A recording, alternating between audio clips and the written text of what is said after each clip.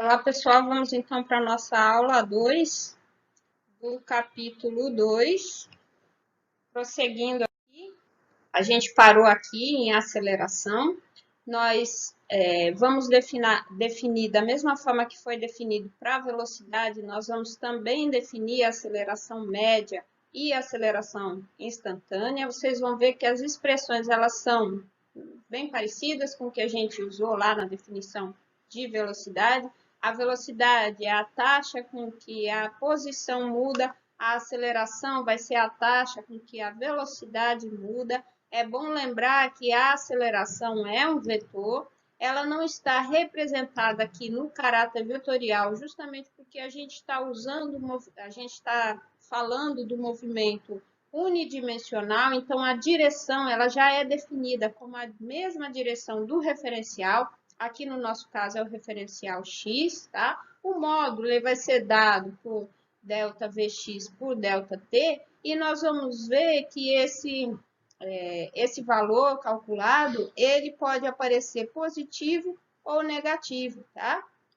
Valores positivos ou negativos que vão corresponder o quê? Ao sentido a favor ou contra o referencial. Então, nós vemos essa mesma definição de aceleração média com uma cara bem parecida com o que a gente fez da velocidade média, e da mesma forma nós vamos para a aceleração instantânea, que vai ser o limite dessa aceleração média quando o intervalo de tempo for muito pequeno. Então, por definição, nós sabemos que esse limite de ΔV por ΔT vai ser a derivada da velocidade em relação ao tempo, tá? Quando o ΔT tende a zero, eu vou ter um tempo infinitesimal, que eu chamo de dt, e é claro que se o tempo for muito pequeno, a variação da velocidade também vai ser pequena, e eu posso chamar de dv, e dessa forma eu chego nessa expressão. Aqui, olha, eu estou mostrando um teste rápido, e esses testes rápidos, eles aparecem no livro, até para uma verificação se a gente está entendendo ou não, e esse teste rápido eu achei útil para a gente ir se acostumando com a cara dos gráficos. E ele está dizendo o seguinte, ó, usando a figurativa 2.8, que é essa aqui, combine cada gráfico de Vx em função do tempo na parte superior, esses gráficos aqui, com o gráfico de AX em função do tempo na parte inferior, que melhor descreva o movimento. Gráficos de aceleração em função do tempo que estão aqui. Ou seja, para cada um desses gráficos de velocidade em função do tempo, vai ter um correspondente de aceleração em função do tempo. Não necessariamente esse gráfico vai ser correspondente a esse, ou esse vai ser correspondente a esse. Vamos olhar e vamos analisar e vamos fazer essa correspondência. Observem, pessoal, que como a aceleração é a derivada da velocidade, quando eu olho para o gráfico da velocidade, a tangente dessa curva vai ser a aceleração. Porque a tangente, justamente, ela corresponde à derivada. Tá? Então, quando eu olho para o gráfico de velocidade em função do tempo, esse primeiro gráfico, como ele é uma reta, nós percebemos o quê? Que ele vai ter uma tangente que vai ser constante. Qual dos gráficos aqui embaixo apresenta um valor constante? Vai ser esse gráfico aqui, nomeado como letra E. Né? Então, o gráfico de velocidade na letra A corresponde ao gráfico de aceleração na letra E. Quando a gente vem para esse próximo aqui, nós vemos que a velocidade em função do tempo, ela está representada por uma parábola, tá? Então, ela não vai ter uma tangente constante em função do tempo. A tangente começa aqui como zero, que eu estou no vértice da parábola, tá? Aí essa tangente vai aumentando, vai aumentando, vai aumentando. Veja que o gráfico que define essa situação é justamente esse aqui, da letra D, né? Em que a aceleração começa do zero e ela vai aumentando.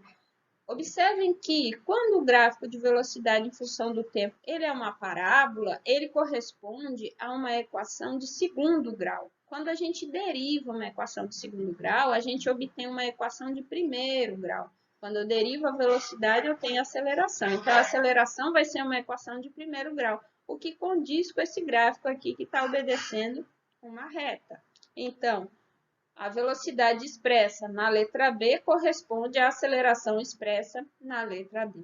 E por último, essa velocidade que inicialmente cresce linearmente, depois se mantém constante. Se ela cresce linearmente, a derivada dela vai ser constante, né? Então, corresponde a essa aceleração, que no início é constante, depois a velocidade passa a ser constante, né? Velocidade constante significa aceleração igual a zero. Então, a velocidade da letra C corresponde à aceleração da letra F e estão feitas todas as correspondências desse teste rápido. Aqui, então, pessoal, nós vamos usar as definições que nós acabamos de fazer para deduzir as equações horárias, agora a equação horária das velocidades para o movimento uniformemente variado. O que é o movimento uniformemente variado? É aquele em que a velocidade varia uniformemente. Se a velocidade varia uniformemente, isso significa taxas iguais em tempos iguais, o que resulta em uma aceleração constante. Muito bem. Lembrando que, se essa aceleração é constante, a aceleração instantânea é igual à aceleração média, da mesma forma que a gente já viu para a velocidade, né? Nós vamos poder escrever essa aceleração como sendo a variação da velocidade dividido pelo intervalo de tempo, tá? Nesse formato. Bom, lembra que muitas vezes a gente considera que o tempo inicial é zero, ou seja, quando eu começo a observar o movimento eu zero o cronômetro, e aí esse TF eu posso simplesmente chamar de T.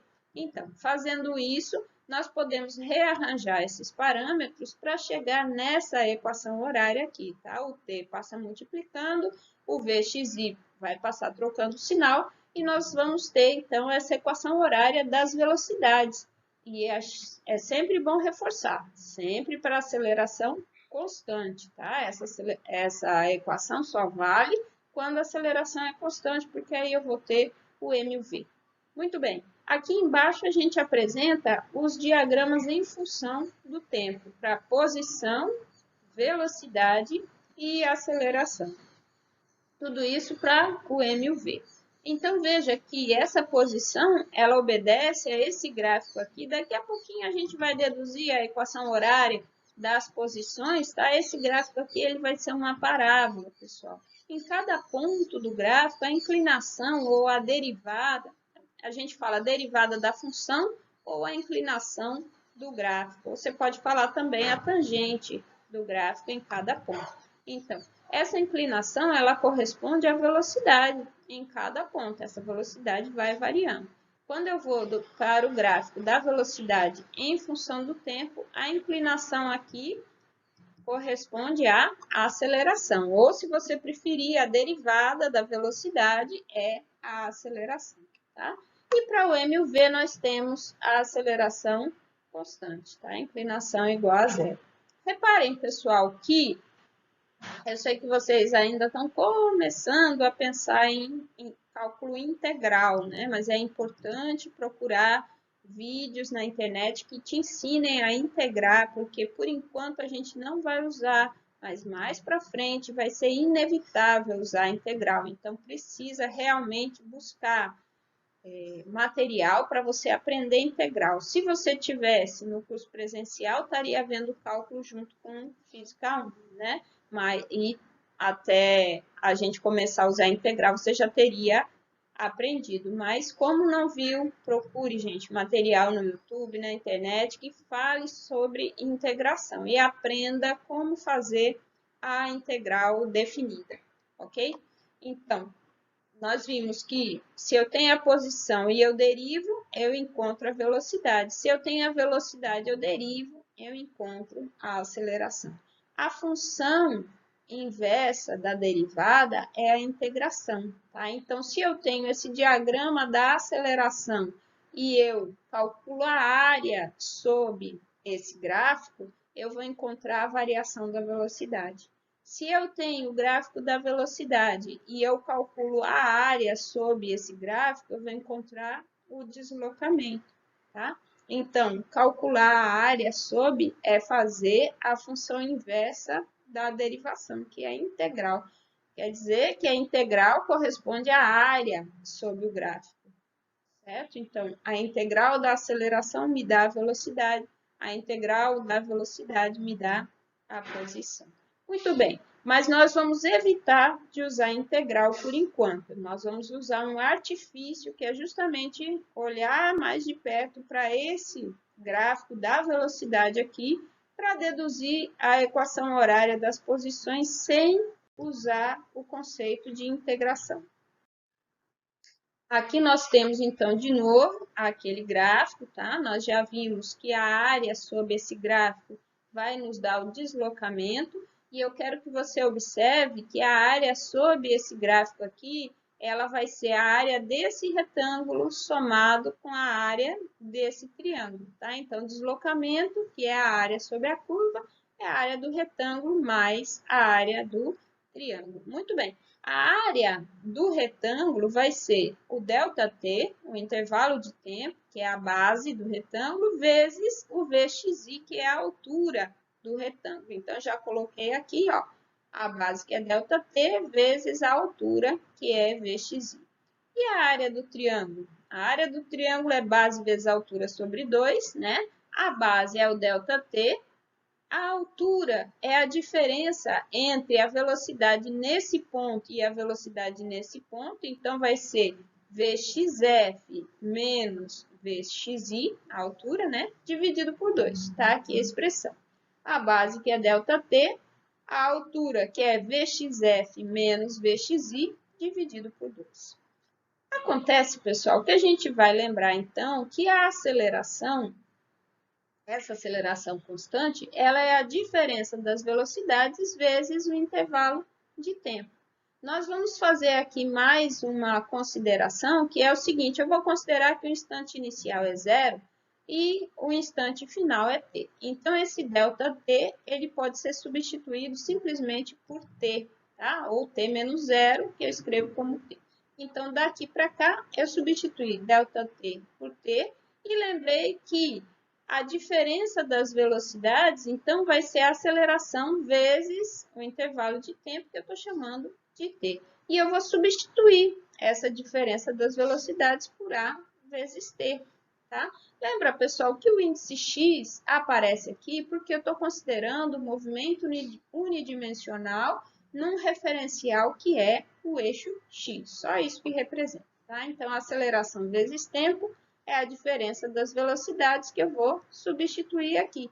Então, vai aparecer um tempo multiplicado por um outro tempo, que vai dar esse tempo quadrado, e nós vamos finalmente ter a equação horária para as posições no movimento uniformemente variado. Eu sempre ressalto aqui, ó, que a aceleração tem que ser constante. Gente, ignorem as demais considerações da página 52, tá? Ele fica fazendo manipulações matemáticas que não são o objetivo do nosso curso aqui. A gente não está interessado em truques matemáticos, nós estamos interessados nos fundamentos físicos. Então, para os fundamentos físicos, a gente usa a ferramenta matemática, mas não ficamos presos em truques. Então, pulem essa página 52 e vamos adiante. Muito bem, então, combinando as duas equações horárias, lembrando que elas se chamam equação horária porque elas envolvem o tempo, nós podemos combinar essas duas para obter uma equação que não é horária, porque não envolve o tempo, tá? Essa aqui é a famosa equação de Torricelli. Esse x final menos x inicial, você pode substituir também por ΔX, tá? E fica como exercício você obter essa equação aqui, tendo como ponto de partida as equações horárias. A minha sugestão: isolem t na primeira equação e substitua aqui na segunda, e você vai chegar em 2, 3 linhas, você chega na equação de Torricelli, tá? Então, fica como exercício para você fazer. Muito bem. Lembrando que a equação de Torricelli só vale para o MV, tá, pessoal?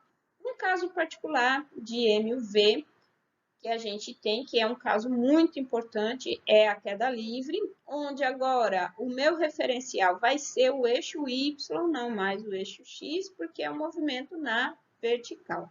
Antes de estudar a queda livre, nós temos que compreender muito bem o que vem a ser queda livre. Então, primeira pergunta que eu faço é, na sua opinião, o que é queda livre? O que você acha? O que você responderia? Tá? Isso pode ser muito bem uma pergunta para a sua lista de exercício. O que você considera como sendo queda livre?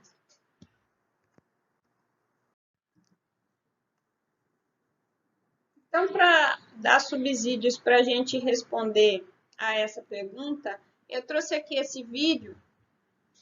Isso aqui é um brinquedo que tem em alguns shoppings que se chama simulador de queda livre.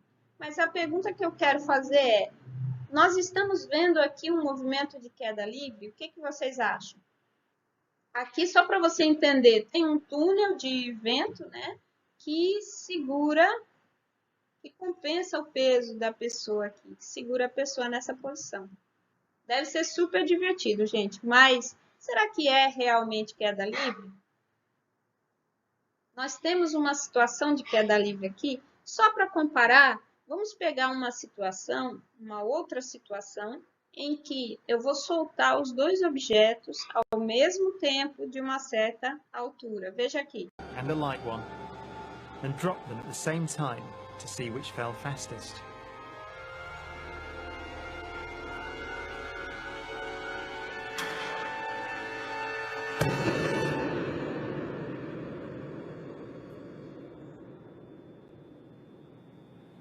Now in this case, the feathers fell to the ground at a slower rate than the bowling ball because of air resistance.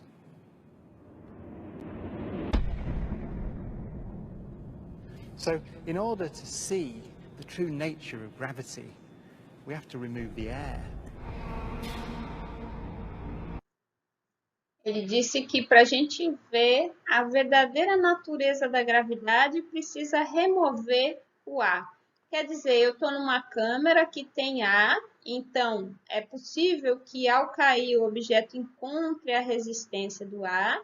No entanto, vocês viram que essa resistência do ar, ela foi mais significativa para a pena. Ela também atuou sobre aquela bola de boliche, mas ela não foi tão significativa. Que é o movimento da queda livre. Livre significa livre de quaisquer outras forças que não sejam a aceleração da gravidade. É isso que significa livre. Então, no caso da bola de boliche, como eu posso desprezar a resistência do ar? Sim, eu tenho um movimento de queda livre. No caso das penas, nessa situação, a gente não tem um movimento de queda livre. Por que não? Porque a resistência do ar não é desprezível. Então, essa experiência ela é muito interessante porque ela deu origem à própria análise do movimento de queda livre que foi feita por Galileu Galilei. Ele imaginava, ora, se você conseguir fazer dois objetos caírem totalmente livres da resistência do ar, esses dois objetos devem cair ao mesmo tempo. Era um pensamento que ele tinha, mas Galileu foi o primeiro cientista experimental da história. Ele realmente executou experimentos para verificar essa primeira suposição dele. Então, gente, antes da gente prosseguir, vamos pensar novamente naquela moça caindo, né? Caindo não, naquele simulador de queda livre, aquele brinquedo lá do shopping. Ela estava em queda livre realmente. Quem colocou o nome no brinquedo de simulador de queda livre, será que colocou o nome correto do ponto de vista da física? Acho que não, acho que ele perdeu essa aula de Física 1, né? Ou então ele achou um nome chique e achou que as pessoas não iam pensar a respeito. Mas, enfim, voltando aqui a esse experimento, nós vamos ver o que acontece quando essa câmera ela é completamente esvaziada de ar. Eles demoraram 8 horas para completar o vácuo, ou para retirar todo o ar dessa sala, e veja só o que acontece em seguida. Cameras on, 2, 1, Release. Vamos passar em câmera lenta, mas a novidade aqui é que não tem ar. E o que você observa em relação ao tempo de queda? Será que Galileu estava certo? Será que o tempo de queda é igual para qualquer objeto sujeito apenas à gravidade, ou seja, objeto em queda livre?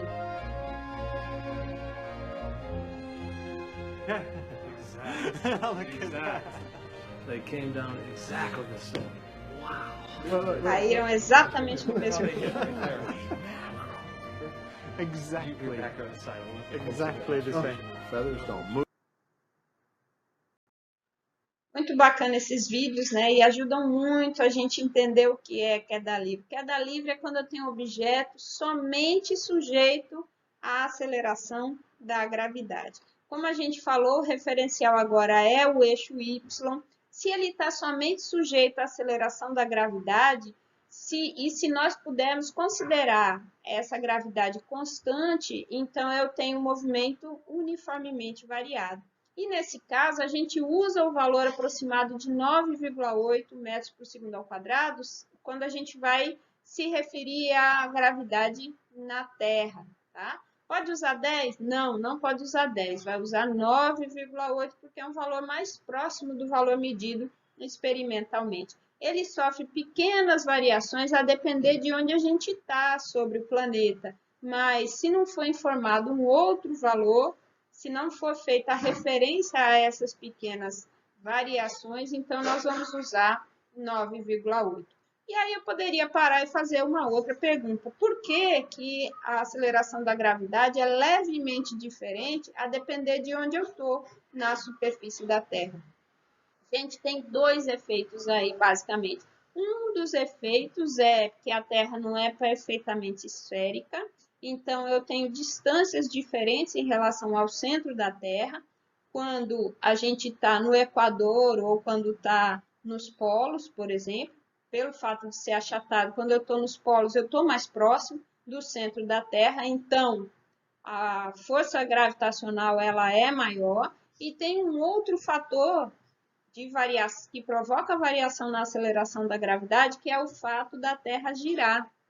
E a Terra, quando gira, para nós que estamos na superfície da Terra, gera um efeito só percebido porque a gente está na superfície da Terra, tá? É o que a gente chama de força fictícia, ou seja, quem está do lado de fora da Terra não observa, mas é uma força chamada de força centrífuga. Possivelmente vocês já ouviram falar desse nome ou desse termo, né? Força centrífuga. E eu já vou antecipar para vocês que a força centrífuga é uma força fictícia. A gente só percebe a força centrífuga quando nós estamos num referencial que gira. E referenciais que giram são referenciais não inerciais. Tudo isso eu vou falar um pouquinho melhor lá no capítulo 3 ou 4, em que a gente vai ver mudança de referenciais e eu vou falar dos referenciais girantes, tá? Por enquanto, vamos só levar em conta que a aceleração da gravidade ela é levemente diferente a depender da posição que eu estou por dois efeitos. Primeiro, achatamento da Terra. Segundo, rotação da Terra, que dá origem a essa força, a esse termo centrífugo da aceleração. Moral da história, quando a gente está, por exemplo, no Equador, aí eu estou um pouco mais distante, a Terra gira com um raio um pouco maior, então a velocidade de giro é maior, nós vamos ter a aceleração da gravidade um pouquinho menor do que quando a gente estiver nos polos, tá? Agora, por que que em geral, a não ser por essas pequenas variações a depender de onde eu estou na Terra, por que que em geral a gente usa o valor de G constante? E aí eu poderia perguntar, ora, a gente sabe que se você tem, por exemplo, um foguete que ele é lançado, a partir de um certo ponto, a atração dele, a atração que a Terra exerce sobre ele, ela vai ser praticamente insignificante, né? Essa atração vai diminuindo, diminuindo, diminuindo, até que ela se torna insignificante. Então, nesse caso, a aceleração da gravidade poderia ser considerada constante? Gente, só para dar uma ideia, a aceleração da gravidade, ela é também chamada de módulo do campo gravitacional. Então, se um foguete vai se afastando da Terra, o campo gravitacional sofrido por ele vai diminuindo e, portanto, a aceleração da gravidade não pode ser considerada constante. Então, por que a gente tem situações que pode usar? E quais são essas situações? São aquelas situações em que a gente não está se afastando muito em relação à superfície da Terra. Então, as alturas que nós vamos estar considerando nesses exercícios são alturas pequenas se comparadas, por exemplo, com o raio da Terra, tá? Então, corresponde a uma pequena variação de distância em relação ao centro da Terra. Agora, se eu estiver falando de movimentos planetários, se eu estiver falando de satélite, de foguete, etc., aí, minha gente, eu não posso mais usar o G constante, tá? Aí eu tenho que partir para o tratamento, né, das equações que correspondem à lei da gravitação universal de Newton, tá? G não vai mais ser constante. Um outro fator que vai ser importante, principalmente na hora de resolver os exercícios, é que a gente pode usar o G positivo ou G negativo. Ele pode aparecer positivo ou negativo nas nossas contas. E aí, em que situação ele vai ser positivo? Em que situação ele vai ser negativo? E como é que eu faço essa escolha? Ora, pessoal, nas equações, normalmente a gente escolhe o referencial y, né, apontando para cima ou para baixo pela nossa conveniência. E que conveniência é essa? Geralmente eu quero que a velocidade inicial seja positiva. Tá? Nas equações a gente costuma escrever o v inicial positivo. E aí, se a velocidade inicial for para cima, ou seja, o objeto está sendo lançado para cima, eu vou usar o y apontando para cima, né? Para a velocidade inicial ficar positiva. Como a aceleração da gravidade sempre aponta para baixo, nessas situações ela vai ser negativa.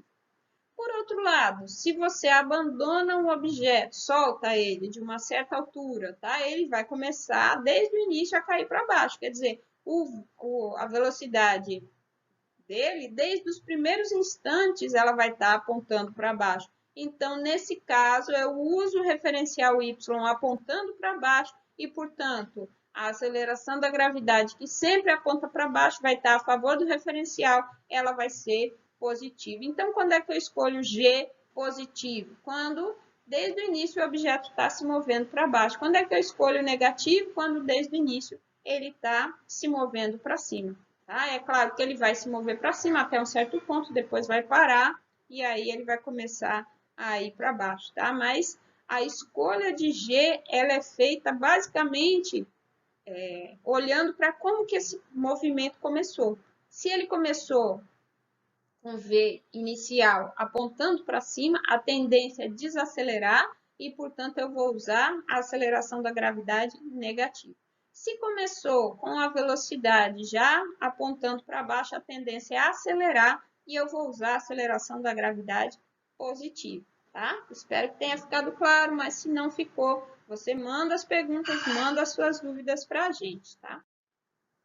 Tem um exemplo aqui que está no livro e é um exemplo bem interessante de queda livre, que vai dizer o seguinte, está aqui um pedaço da ilustração, a ilustração completa está lá no livro, na página 58. Uma pedra é lançada do topo de um edifício e ela tem a velocidade inicial de 20 metros por segundo para cima, em linha reta. Essa é aquela situação em que a gente vai usar G negativo. A pedra é lançada 50 metros acima do solo, ou seja, o topo do edifício está 50 metros acima do solo, tá?